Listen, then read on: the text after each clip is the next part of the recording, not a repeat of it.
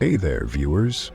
The courtroom was holding its breath as a 15-year-old girl revealed what Diddy allegedly did to her. But before the judge could even respond, her father stood up and everything exploded. He lunged at Diddy in a moment of pure rage, and what followed was total chaos. Let's get into it. The first time she drew it. The kitchen was too quiet that afternoon. You know, the kind of quiet that doesn't just sound like silence, but feels like something waiting. The kettle had clicked off a while ago, and the sun through the window was sliding across the table, slow as syrup. I was just wiping down the counter, trying to stay ahead of the messes no one else seemed to notice. That's what I do. Wipe, straighten, clean. Keeps my hands busy, keeps the noise in my head down. That's when I saw her sketchbook. It wasn't in her usual spot on the table. It was on the floor, under her chair, like it had fallen by accident when she rushed off for her bath. My daughter always draws. That's her thing. Ever since she was small, she'd fill page after page with ponies and fairies and little houses with crooked fences. It was the one place she still seemed like a child, even after everything. But when I opened it this time, it wasn't fairies. The first page was messy, like she'd started with her usual swirls and stars but lost interest halfway through. But the second page hit me in the chest like a punch. It was a man, big, tall, shaded in black scribbles, sunglasses drawn so dark the paper was torn from how hard she'd pressed. He had no mouth, just a flat line where it should be. I turned the page slowly, my thumb shaking a little. The next drawing was a girl in a white dress. I knew it was her, even though the face was blank and the hair was wrong. I just knew. She was standing on a staircase that looked like it went nowhere, just up into blackness. The lines were jagged, almost desperate. She'd drawn chains on her ankles. I could barely breathe. There was another picture. A door, completely red, not just outlined but filled in, like she'd used up half a marker on it. It had no handle.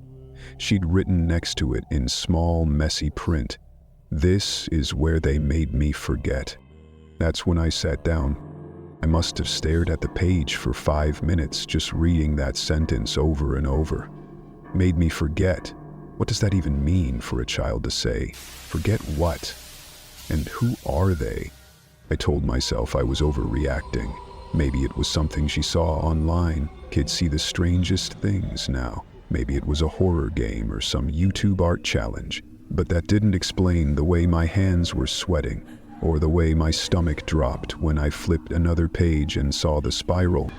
It wasn't just any spiral. It had this glow around it, like she'd outlined it in yellow and silver pencil, over and over again. And behind the spiral was a man again. No face, no name, just his wrist, drawn in close detail. And on the wrist, a watch. I didn't recognize it at first. It looked expensive, the kind of watch you don't see in stores. Thick silver links, a square black face, and a strange little symbol in the middle. My eyes kept coming back to it. Something about it made me feel sick. I closed the book, just for a minute, pressed it tight against my chest. I don't know why I did that. Maybe to stop it from breathing, because it felt alive in my hands. My heart was hammering so hard I could hear it in my ears. I got up, walked to the sink, and splashed water on my face. Told myself, "You're her mother. Act like it." That night, I barely spoke during dinner. She barely ate anyway, just moved her rice around on her plate with her fork. I watched her, watched the way her shoulders hunched when I looked too long, the way she didn't touch her milk anymore. She used to love milk. "Anything happen at school today?" I asked. She shrugged. "Not really." "Did you draw anything?" Her fork stopped. She didn't look up. "No." I nodded like that made sense, like I hadn't seen the sketchbook, like I didn't already know she was lying. I waited a few more seconds, then stood up to start clearing the dishes. That's when she said, barely loud enough to hear, "Are you gonna take my drawings?" I turned slowly. She was staring at her plate. "Why would I take them?" She shrugged again, but tighter this time. "He said I wasn't allowed to draw it." "Who said that?" She looked up at me then, and for a second, I swear, I didn't recognize her eyes. They were my daughter's, yes, same shape, same lashes, but something behind them was older, worn out, as if she'd seen something no child should see. "He said I'd never draw again." I didn't push, not that night. I just kissed her forehead and told her to get ready for bed. She didn't ask for a bedtime story like she used to. She just closed her door behind her, and I stood there, holding the dish towel, trying to stop my hands from shaking again. When I was younger, before I had her, I worked part-time in a music PR office, small jobs, mostly desk work, scheduling, sometimes escorting minor talent to and from events.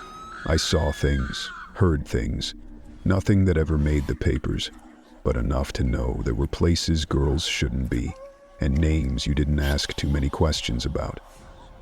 I left that world when I got pregnant, swore I'd never go back, swore I'd keep her safe.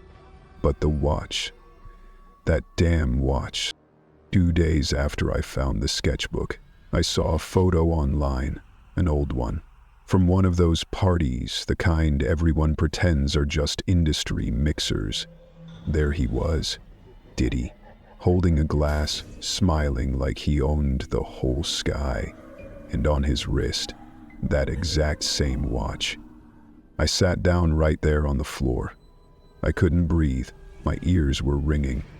All the drawings came rushing back. The door, the staircase, the spiral. The way she said he told her she'd never draw again. I didn't go to the police. Maybe I should have, but something in me knew they wouldn't do anything yet, not without more. And part of me, the stupid, cowardly part, still didn't want to believe it. Still wanted it to be something else, anything else. Instead, I picked up the phone and dialed a number I hadn't touched in 12 years. She answered on the third ring. "Monica?" My voice cracked. "It's him. It's happening again." She didn't ask who. She just said, "Where is your daughter right now?" "Asleep." "Good. Don't let her out of your sight." And just like that, it all came rushing back. The rumors, the other girl, the time we almost spoke out and didn't, the price of silence. I looked at the sketchbook again. I didn't open it. I just stared at the cover. That's when I realized it wasn't just something she drew. It was something left behind. A message, a map, a warning. I don't know how deep this goes. I don't know what she saw or how long it lasted. But I do know one thing now, clear as the day she was born. She didn't make those drawings up. She remembered them, and someone out there wanted her to forget. Chapter 2, You Shouldn't Have Remembered. They served me the subpoena on a Thursday morning. No warning, no gentle explanation. Just 2 men in plain clothes, badges briefly flashed, handing me a folded slip of paper and a long, polite look that didn't reach their eyes. I read the name at the top of the document. Hers. I hadn't heard it out loud in months, not since she stopped showing up for our weekly sessions. I felt something cold settle in my gut. Her file was still in my cabinet, 3rd drawer down, red tab. I hadn't pulled it since February, after she told me about the party. Back then, I did what I was supposed to do. Filled out the behavioral incident report, documented the concern, passed it up the chain. And that was that. Or so I thought. I never knew her well, not really. She wasn't one of those kids who made noise, didn't act out, didn't demand attention. She was quiet. Eyes always watching, pencil always moving. If it weren't for a teacher's referral about her becoming withdrawn, I might have never had her in my office at all. I remember that first meeting. She sat with her back straight and hands folded, like she'd been trained not to take up space. The second session was when she told me about the party. She didn't call it abuse, didn't cry, no panic, no rage, just this blank, careful tone, like she was describing something from a book. There were lights, she said, purple ones, and everyone wore white, even the servers. Where was this party? I asked. She shook her head. They took our phones before we got there. I leaned in, gently. Who took them? She looked at me, then glanced down at her shoes. I don't remember, she said, but I wasn't alone. I remember pausing then, just long enough to feel that itch in my brain, the one that comes when something is too polished, too carefully said. I asked if someone hurt her.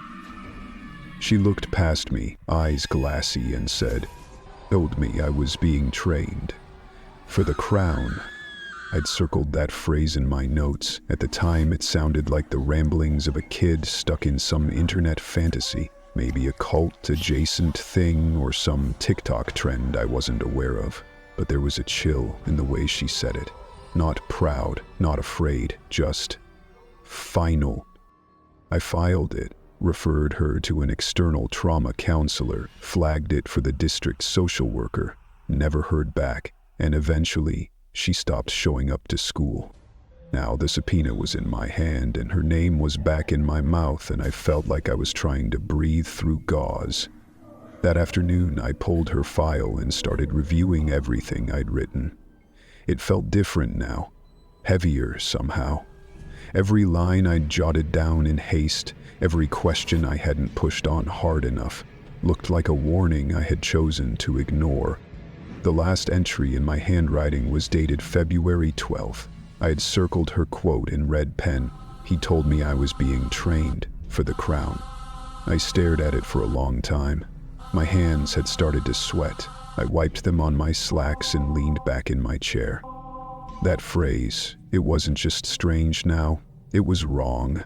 I opened a browser window, typed in the crown and trafficking. Nothing conclusive, a few rumors. A Reddit thread that got taken down mid-scroll, one archived article with blurred images of men in suits walking through a purple-lit hallway. I closed the browser quickly. The next day, I requested the hallway security footage from our school's north wing, where I knew she'd met with someone from a mentorship program earlier that year. The camera feed was labeled correctly, timestamped right, but when I opened the file it was just static, 2 hours of glitchy gray lines. I called IT. They said the hard drive had corrupted sometime in March, nothing they could recover. That's when I started to feel it, that slow, creeping feeling that maybe I wasn't just a footnote in this story. Maybe I'd become part of something bigger. I'd sat across from a child and let her say things without ever pressing too hard, because pressing hard makes things messy. It makes you accountable. That night, I walked to my car with a jacket over my arm, even though the weather didn't call for it. Something about the way the sun was going down, the way the streetlights were flickering on before full dark. It made me nervous. There was a car I didn't recognize parked across from the lot. Black, windows tinted too dark for street legal. Probably nothing. Could be a parent, could be admin. But it didn't move, even after I pulled out and drove off. I glanced in my rear view. It didn't follow. Still, I took a longer route home. When I got inside, I didn't turn on the lights right away. Just sat on the couch and listened. You ever do that? Sit in your own home and realize how loud the silence is? Every tick of the fridge, every shift of the floorboards. I told myself I was being paranoid. The hearing was scheduled for Monday. I wouldn't be on the stand long, they said. Just a few clarifications. Background. I wasn't considered a key witness, but I kept thinking about the sketchbook her mother had mentioned in the papers. The one full of drawings? What if she'd drawn me? What if I was in it? Didn't sleep that night. When I showed up to court, I wore a suit that didn't quite fit anymore. My tie was crooked, and I kept forgetting to blink. The room was too cold. I sat in the waiting area for nearly 2 hours before someone brought me in.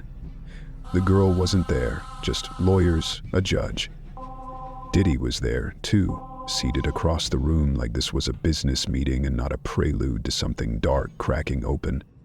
They asked about my counseling sessions. I answered plainly, stated that I filed the required documentation, that I was not aware of any further action taken by Child Protective Services, that I no longer had contact with the student. He did not mention the phrase, the crown. I could have, but I didn't. They dismissed me quickly. I walked out without looking back. That evening, I got home just after sunset. I found the envelope on my doorstep. Manila, no postage, just my name. Inside, one piece of paper. A drawing. It was her style, shaky lines, heavy pressure. A man sitting in a chair. Me. My face, eyes wide, looking into a mirror. But the mirror didn't show my reflection. It showed Diddy, standing behind me, smiling. The spiral was above our heads, like a halo or a trap. No words, just that image. I sat down on the stairs and held the drawing with both hands, like it might shatter if I breathed wrong. I thought of that last session again. The way she said she was being trained, not taught, trained for something. And I thought of all the things I didn't say, the emails I didn't send, the questions I didn't push hard enough to get answers to. She tried to remember, and now I can't forget. Chapter 3. The Father's Silence. This is a sealed interview, conducted under judicial oversight, name withheld, voice transcription only. The speaker is male, approximately mid-40s. The subject has consented to the session, but has requested no real-time monitoring. Begin recording. Not really the kind of man who talks like this. Never been one to sit in a room and unravel myself into a microphone. I always figured you've got a problem, you fix it. You mess up, you own it. You get hit, you hit back harder. That kind of thing. But this, what happened to my daughter, there's no playbook for it. You want to know when I last saw her before all this? A year ago. Almost exactly. She was 13 then. Still had that high little voice, like the air hadn't been knocked out of her lungs yet. She stayed with me for 1 weekend a month. That's what the court gave me after the whole mess with Monica. My job was unstable back then. I was traveling too much. Missed a couple school pickups. Judges don't take kindly to that. So she stayed with her mom mostly. I sent money, bought gifts, texted stupid memes, played the part of the distant dad with decent intentions. When she was with me, we didn't talk about heavy things. I took her to the movies, let her order too much ice cream, told her she was smart, brave, hilarious. She'd laugh sometimes, but not in a long time. The last visit, she barely said anything. Stayed in her room mostly, sketching. Monica called me 6 months later, voice tight. I thought something had happened to her, a car accident, maybe, but no.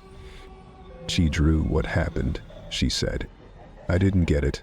Thought maybe she meant some kind of metaphor, art therapy or whatever. No, Monica said, she drew it. I asked her to send me photos. She said no.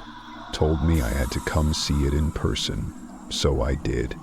Drove 4 hours through rain. Got to her place at midnight. The lights were still on.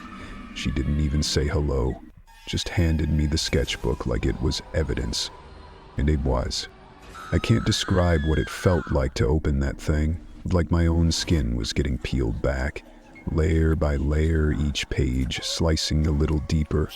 The first few drawings were strange, sure, but not yet horrifying. Until I got to the one with the red door. She drew it thick, like she was trying to close it for good. No knob. Just a child, curled up outside it, knees to chest. Then the spirals started. Not simple ones. They were deliberate, patterned, always hovering above the heads of these tall, faceless men. One wore sunglasses. Another had a chain with a square pendant. She drew herself again, smaller in each frame. One drawing had her on her knees, hands folded like she was praying. Over her head she'd written, "She passed the mirror test."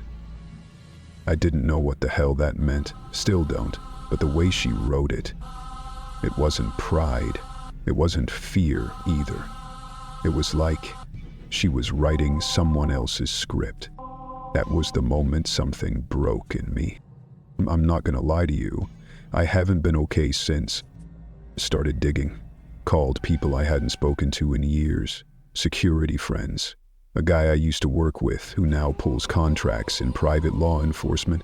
He told me not to ask questions like that over the phone, told me to drop it. I didn't. I called a friend in media, a producer who owed me a favor from back when we both worked the underground concert circuit. Told her what I found. She didn't even let me finish. "You don't want to go up against people like that," she said, "especially not now." People kept hanging up, blocking my number.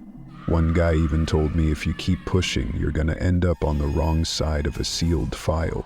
Sealed file, like my daughter's trauma was some classified program. I started keeping the sketchbook with me, locked in a fireproof bag under the seat of my truck.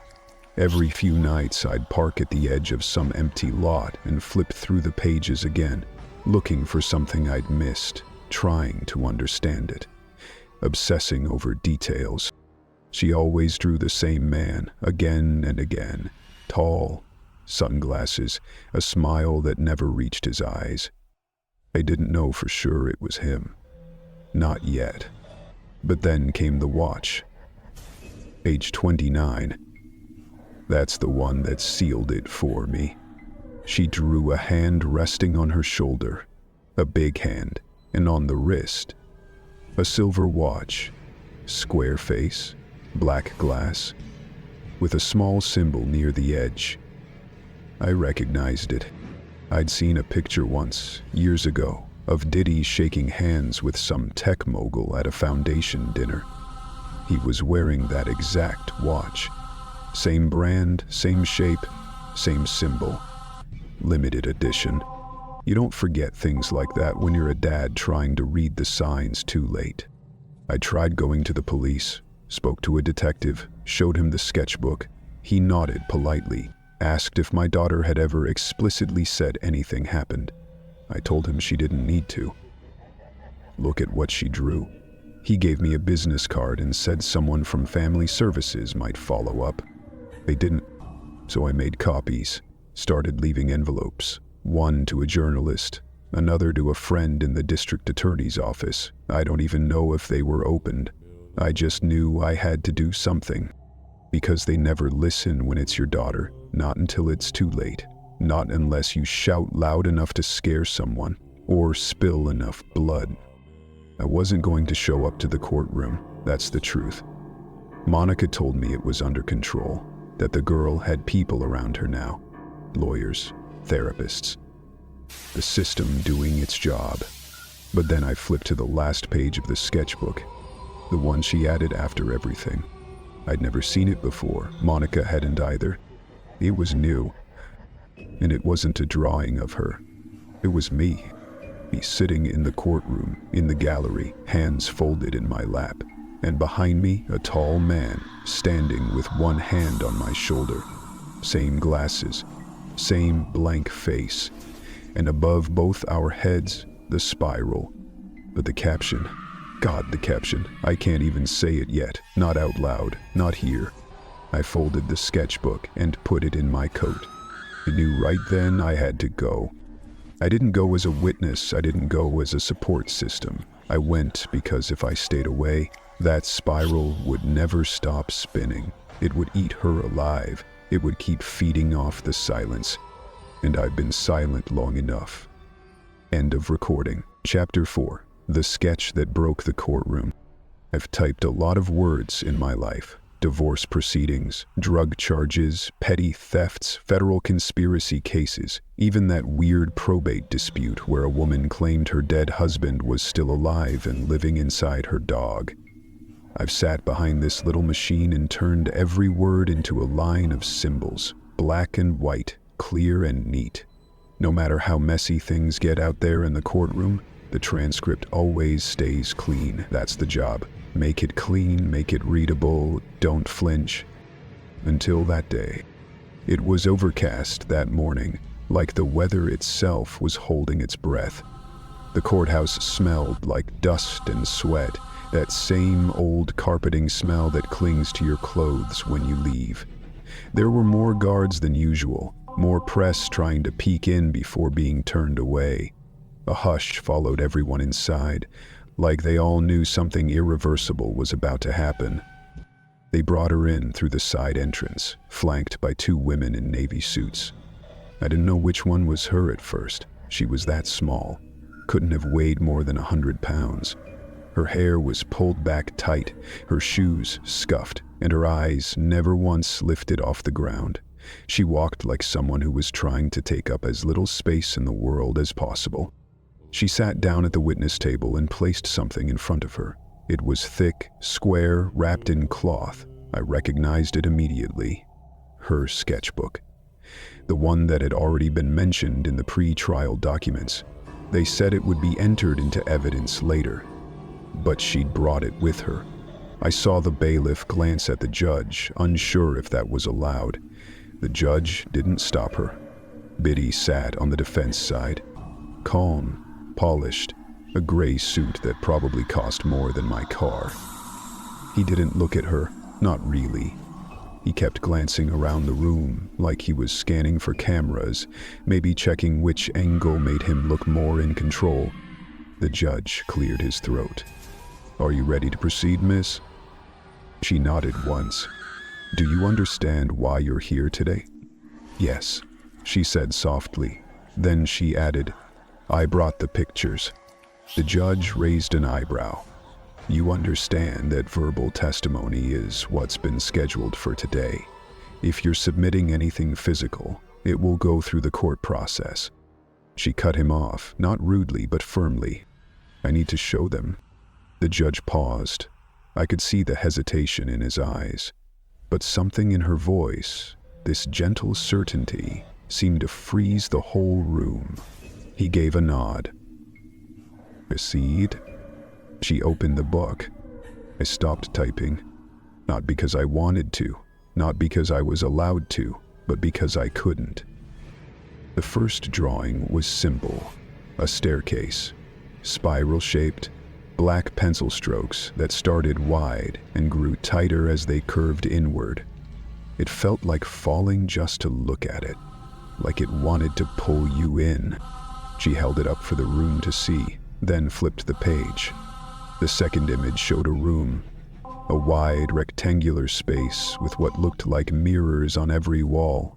In the center was a girl, standing on a small platform. Around her were tall shapes, figures in white. No faces, but each had something in their hand. Phones, wires, some had notebooks. She flipped again. The third drawing was where people started shifting in their seats. It showed a man seated on a throne-like chair, not ornate, but raised. He wore sunglasses, and his smile was drawn with jagged lines that bled off the page. His fingers were long, bent unnaturally. At his feet was the same girl, on her knees, with a mark on her shoulder. It looked like a handprint. Someone in the back gasped. She flipped the page again. This time, it was a door, red, like it had been drawn with a broken crayon over and over. No handle, just the words written in the corner. She wasn't supposed to leave. The judge leaned forward. The prosecutor stood but didn't speak. I kept typing, barely able to keep up. My fingers felt numb. She kept going. Another image. A circle of children, all dressed alike, sitting cross-legged in a dark room. Each one had a symbol drawn on their forehead, some spiral, some square. One girl had her mouth drawn shut with a black X. Another had no eyes at all. And then she spoke. Her voice didn't shake, not even a little. Said I passed the test, she said, so I could draw it later, for him. That was when everything broke. A shout rang out from the gallery, raw, shaking like it had been clawing its way out of someone's chest for years. "You gonna burn for this?"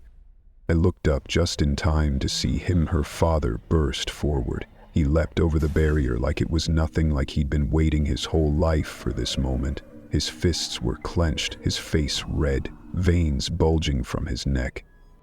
Guards swarmed him before he could get close. The girl didn't flinch. Diddy didn't move. The father shouted something else, but I didn't catch it. No one did. The guards wrestled him down so fast that his words came out muffled, tangled in their arms and the roar of the courtroom. But I did see the judge's face. For just a second, he looked stunned. Not at the outburst, but at what the man had said. The room was chaos, people shouting. One juror started crying. The girl just closed her sketchbook and placed it neatly on the table. Eventually, they got the father out of the room. He didn't resist anymore. He just looked at her the whole time, like he was saying goodbye. Or sorry. Or both. We took a recess. The judge called for order, but even after the room cleared, the air still felt fractured. I stayed in my seat, staring at the last line I'd typed. He said I passed the test, so I could draw it later. For him. When we resumed, I was called into chambers. The judge asked me to redact the transcript. Specifically, he wanted me to delete the father's last sentence. Said it was inflammatory, inadmissible, and potentially prejudicial to the jury. Said it wasn't captured clearly enough to be verified. But I remembered it. I remembered it exactly. I didn't argue. I nodded. I said I understood. I went back to my desk, opened the file, made the official change. The courtroom version, the one the public sees. It ends with a note about the disturbance and a redacted line marked inordinately. But in my notebook, the one I keep for myself, I wrote it down. 6 words. You knew. You always knew. Spiral. I don't know what he meant by that. I don't think anyone does. But I can't stop thinking about it. And when I sleep now, I see it too. That spiral. Growing tighter. Pulling everything in. Chapter 5. The Girl Who Didn't Cry. She blinked exactly 3 times before answering my first question. That was the first thing I noticed. It asked something simple. How are you sleeping? The kind of warm-up question therapists like me use to ease into the deeper water. But before she opened her mouth, she blinked 3 times in a slow, mechanical rhythm, like she was calculating something invisible behind her eyes. Then she said, "Fine," without a hint of sarcasm or pause. Flat, polished, final. I've worked with survivors of all kinds, children taken across borders, girls trafficked by their own relatives, boys pulled out of cult compounds who spent years trying to tell you what happened without ever using the word I. But this girl, she was something else. Not colder, just emptier. Like someone had scooped out the part of her that lets you react to the world, and left behind only the surface. She didn't avoid eye contact, she didn't fidget or flinch, but she also didn't respond when I offered her juice or when I commented on the color of her shoes. Neutral shoes, gray and beige. No logo, no sparkle, just fabric, meant not to offend. That session was her 3rd with me. The previous 2 had been short, mostly intake. Her responses were clean, precise. She listed dates like they were addresses, recounted names of places she'd been taken to. A house with glass walls, a hotel with white hallways and no signage, a room with no corners. Her descriptions were so matter-of-fact they felt fictional, but I knew better. The surreal always leaves the deepest scars. That day, something shifted. I asked her if she remembered being afraid. She said, "I wasn't supposed to be."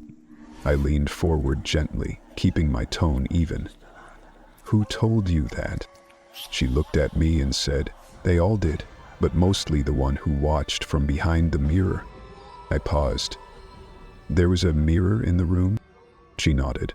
"One way. I could see me. He could see me too, but I couldn't see him." Her voice didn't shake. There was no trembling lip, no nervous laughter, just the same even tone. The only thing I noticed was her hand, slowly tightening around the hem of her sleeve. I asked her, "Did you ever cry?" That's when her gaze lowered just slightly, and she said, "I'd once." In the room with the spiral, I asked her to tell me about that room. She described the walls first. All white, no windows, just lights on the floor. The spiral was on the ceiling. It turned slowly. I wasn't supposed to look at it too long, but I did. "What happened when you did?" she said. "It made me cry." So they turned off the lights and played the music again. I asked what kind of music. She replied, "Practice music, like what you play during rehearsals." That was the first time the language hit me sideways. I wrote it down, underlined it.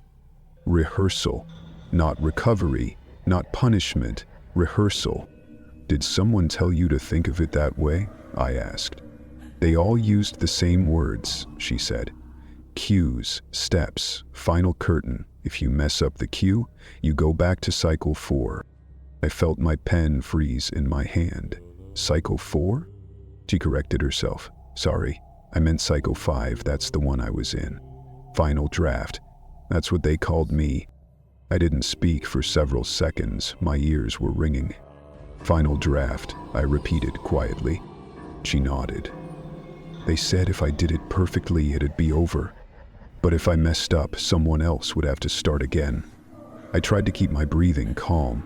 I've trained myself for this. For disclosures that come out of nowhere. For statements that don't make logical sense until you start peeling back the layers and realize the horror isn't in what they say, but how they say it. This wasn't a child recounting abuse. This was a child explaining choreography, like she was cast in a production, and none of it was personal. I asked her if she remembered who said those things to her. She said, "They didn't all have names. Some had numbers, some were just voices. But one of them had a name." She didn't say it, she just opened her sketchbook, her ever-present sketchbook, and pointed to a drawing of a man sitting in a chair, legs crossed, one hand on a metronome. "Was that him?" I asked. She nodded. I'd seen that image before in the sealed file, but in person, it was worse.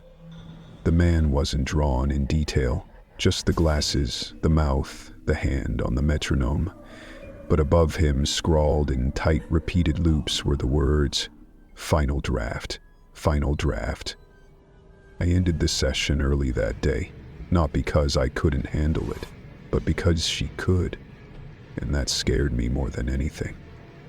That this child, no more than 15, had learned to frame her pain in terms of performance. That somewhere along the line, someone had trained her not to cry because it would ruin the act. I started going back through my older case files. Kids from different states, victims of other high-profile abuse rings. One boy from Atlanta said he failed cycle 2 because he cried in front of the camera. A girl from Las Vegas said her audition was ruined because she stopped dancing when her nose bled. Another mentioned being sent to reorientation, where the lights were purple and the music never stopped. I thought they were all speaking in code, trauma code, fantasies used to protect themselves. But now, I wasn't so sure. The language matched too closely: cues, curtains, cycles, performances, final drafts. Diddy's parties, his infamous gatherings, were always described in the media as chaotic, wild, uncontrolled bacchanals, but that wasn't how she talked about them. She didn't describe chaos, she described structure. Schedules, roles, expectations, rehearsals. That night, I wrote a full report, not just a session note, but a comprehensive memo to the Department of Justice liaison overseeing the victim task force. I titled it, Pattern Emergence, Memory Structuring as Performance Conditioning. I attached session excerpts, sketches, and language overlap tables. The next morning, I was told my report had been flagged for internal review. It was placed in a locked archive folder. The name of that folder? Tier 1 Trauma Artifacts. Not evidence, not witness support, not prosecution materials. Artifacts. As if what she went through wasn't still happening inside her. As if her story was already history.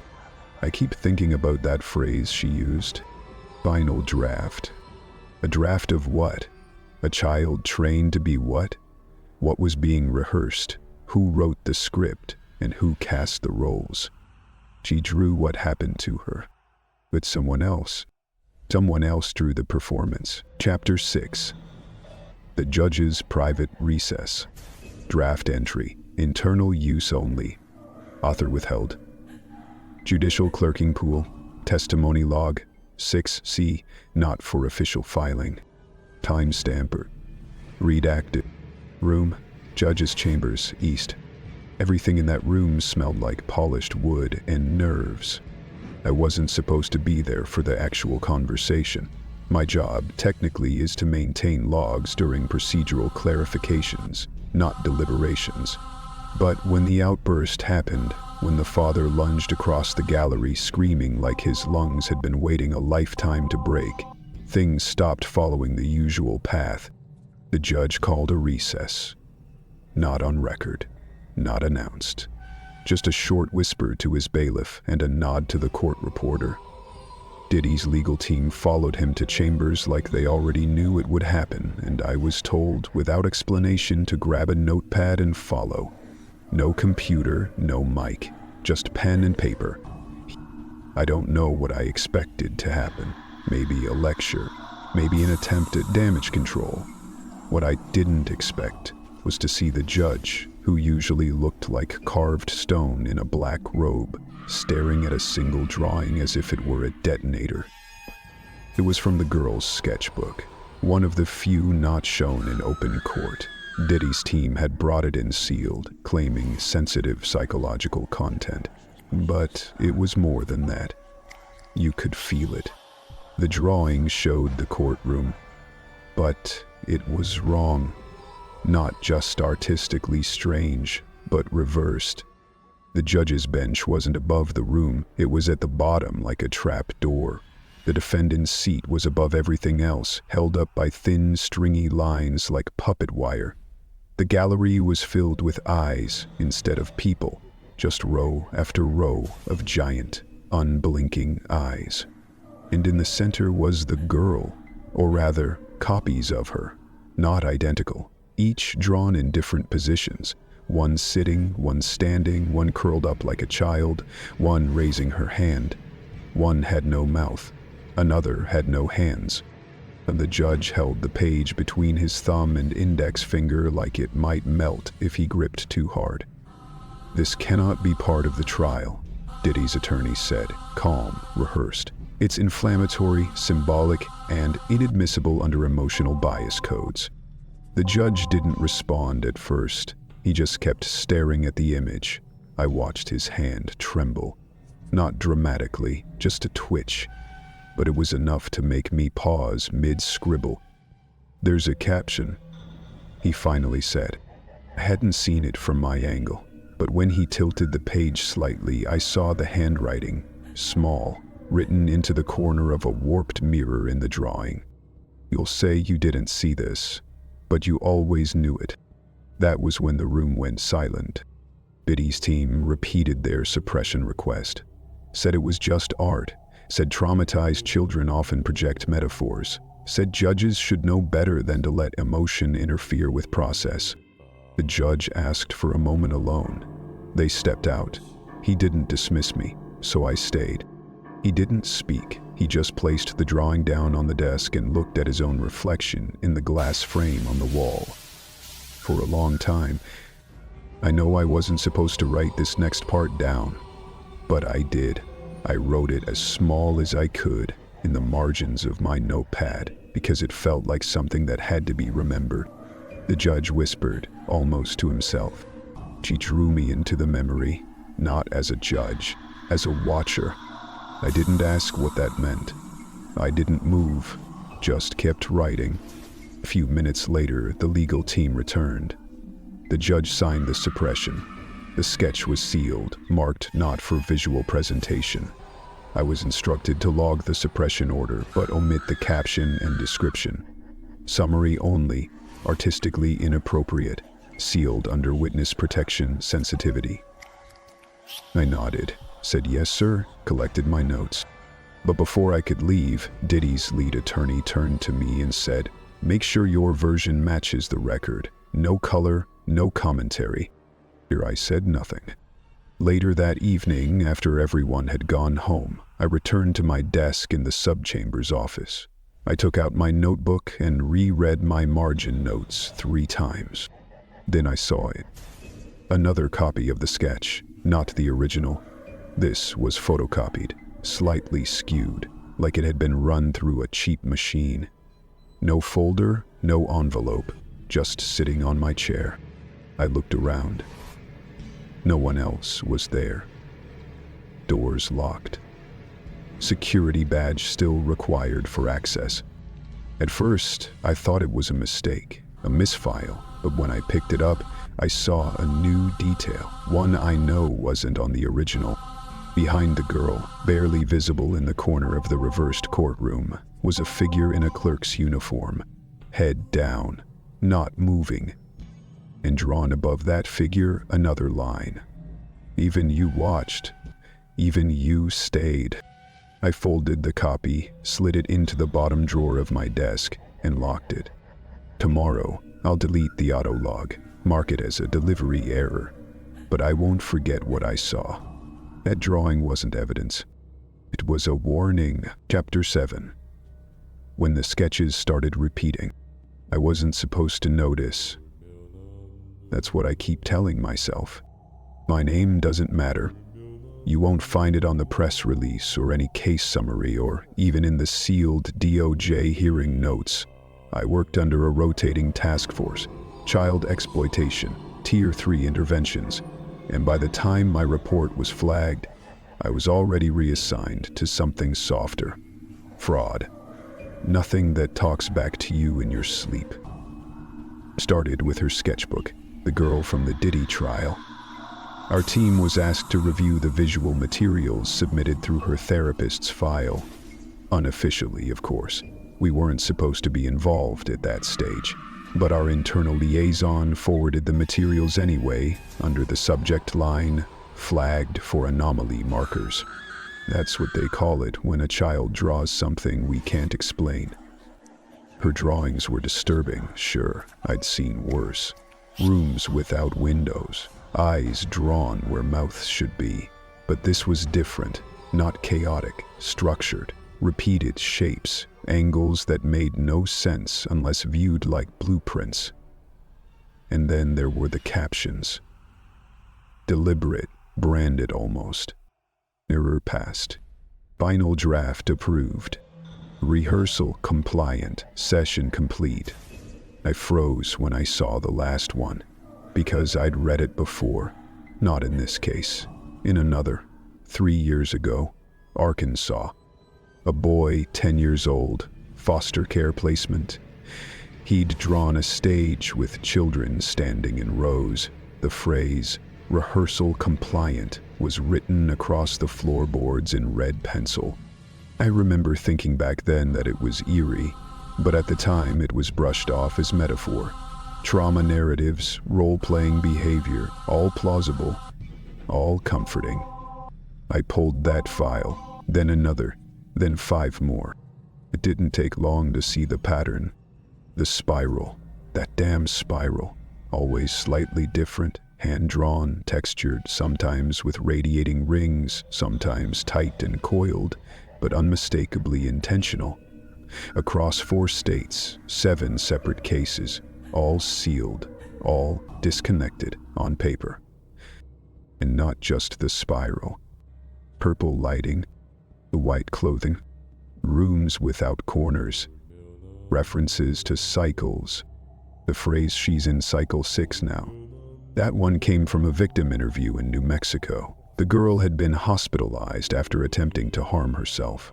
She whispered the phrase to a nurse, then refused to speak for 3 days. Her sketchbook had since been locked away in a federal trauma archive. I requested access under code 9042B cross-case pattern analysis and waited. 3 days later, a supervisor called me into his office, said the request was under evaluation, told me to stay in my lane. That was the first time I knew I'd hit something real. I didn't stop. I pulled our pattern recognition software and uploaded low-res scans of the Diddy trial sketches, redacted of identifying information, then cross-referenced them with trauma files archived in our behavioral risk index. Out of 987 matches, 6 showed over 85% similarity. That's unheard of. In forensic art matching, anything above 60% is usually flagged for investigation. These weren't coincidences. Different kids, different states, different years. But the same symbols, the same architecture, the same visual grammar of harm. I'd the report in one sitting, titled it plainly, "Systemic Symbol Recurrence in Tier 1 Abuse Survivors. Evidence of Creative Memory Conditioning."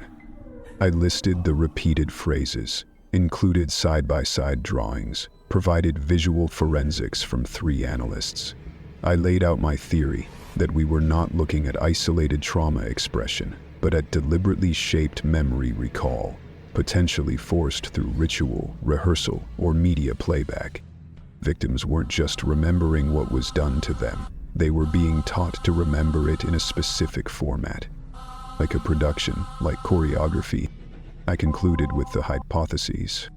Evidence supports the existence of a grooming framework built around creative memory, externalization, and trauma performance conditioning. Preliminary indicators suggest trans-jurisdictional coordination with semantic markers. Translation: someone was training these kids to turn pain into pattern, over and over, like scripts. I sent the report up the chain. It disappeared within 48 hours. When I checked the internal tracking ID, it had been reclassified under Internal Research Theoretical Constructs, No Field Deployment, Internal Comment, to speculative, potentially destabilizing.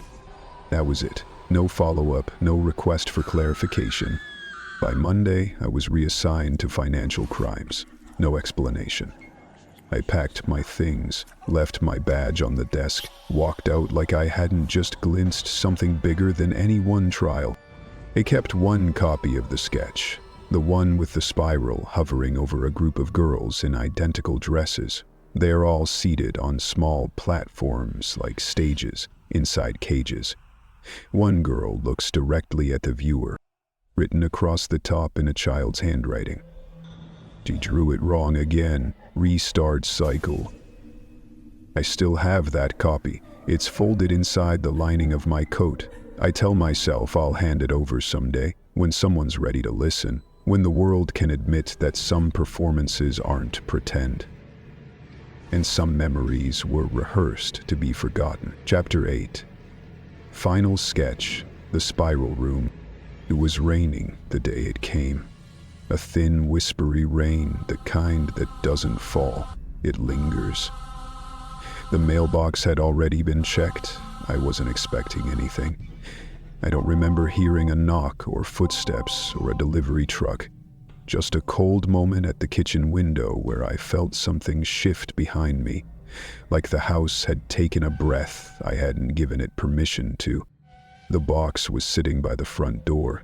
No postage, no return address, just my name written in small, crooked letters across the top. Not my full name, just Mom, the way she used to write it on Post-its when she needed lunch money. I stood over it for a long time. My fingers hovered near the tape, but I didn't move. Some part of me already knew what was inside. The weight of it felt familiar, like muscle memory, like heartbreak. When I finally opened the box, it was there, wrapped in the same cloth I'd used to protect it the night we turned it in. Her sketchbook. It had been taken as evidence, logged, cataloged, sealed. I'd signed the release myself. It wasn't supposed to come back, but now it had. I carried it to the kitchen table, hands numb. The cloth smelled faintly of jasmine and something metallic underneath, something like old pennies and forgotten breath. I unwrapped it slowly. The cover hadn't changed, frayed edges, that little coffee stain on the bottom corner, the smudge of charcoal her sleeve had dragged across the spine. I ran my hand over it once, like I was petting something fragile. And I opened it. The pages I remembered were still there. The staircase, the spiral, the mirrors, the red door with no handle. I turned them one by one, like counting beads on a rosary. My throat tightened when I reached the image of her kneeling in front of that man. No face, just his wrist and the watch I now knew too well. But I didn't cry. Not yet. There was something waiting. I could feel it. And then I reached the last page. It wasn't there before. I know that with the certainty of a mother who memorized every horror her daughter ever drew. This page was new, and it was me. Drawn in soft lines, careful strokes. I was sitting at the table, exactly as I was now. The sketchbook open in front of me, my hands on either side of it. But I wasn't alone. Behind me, barely visible in the shadow of the red door, was my daughter. Not the real one. A drawn version, but older, wiser. Her eyes were hollow, but not empty. They were waiting. Written above us, just above the frame of the door, was the caption, "You were part of the rehearsal too?" That's when I broke. I slammed the book shut and staggered back from the table like it had burned me. My knees buckled and I dropped to the floor, the cold tile pressing through my skin like confession. I wanted to scream. I wanted to unknow everything, but instead I just sat there, shaking, remembering. And then it came back. That night, the charity dinner. She was 6, maybe 7. I'd been invited by a friend, not an invite I earned, just one I accepted because I wanted to feel important again. They said I could bring my daughter for a short while, just for the early part, before the real crowd arrived. It was all white inside, white curtains, white suits, purple lights, music that sounded like it came from underwater. I remember handing her over to someone, a handler, I thought.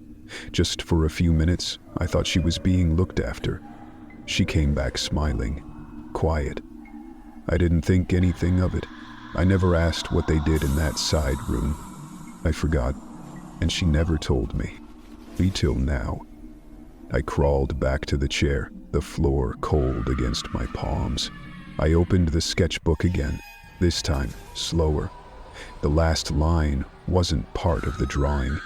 It was written beneath it, in handwriting I recognized but barely. It said, "You didn't protect me, but maybe you'll remember me, draw me safe this time." I held the page with both hands as if I could climb into it, fix it from the inside. I read the words over and over until the ink blurred with my tears. That was the moment I realized she hadn't drawn these pictures to tell me what happened. She'd drawn them to trap it, to contain it, to make it live somewhere else so it didn't have to live inside her anymore. And now it lived inside me. I closed the book gently and placed it on the table. The rain outside had grown louder, or maybe the house had grown quieter. I walked to the drawer where we kept the old markers, the pencils, the sketch pads she left behind. I pulled them out one by one, hands trembling. I didn't know what I was doing, not exactly, only that I had to. I sat down at the table, took a deep breath, and I started to draw. Not the spiral, not the door, not the man. I started with her, standing in the sunlight, arms stretched wide, face full and real and free. I drew a field with no walls. I drew windows that never locked. I drew her shoes with no blood on them. I drew a room with no eyes watching, and then I drew the door again. But this time, I gave it a handle. And on the other side, I drew myself, reaching through. For the first time since it happened, I stopped feeling like I was drowning in her memory. Because now I was helping her rewrite it. Maybe that's all I can do. Maybe that's all any of us can do. Take the broken things they handed us and draw something safer. Even if it's not real. Even if it's only for a moment.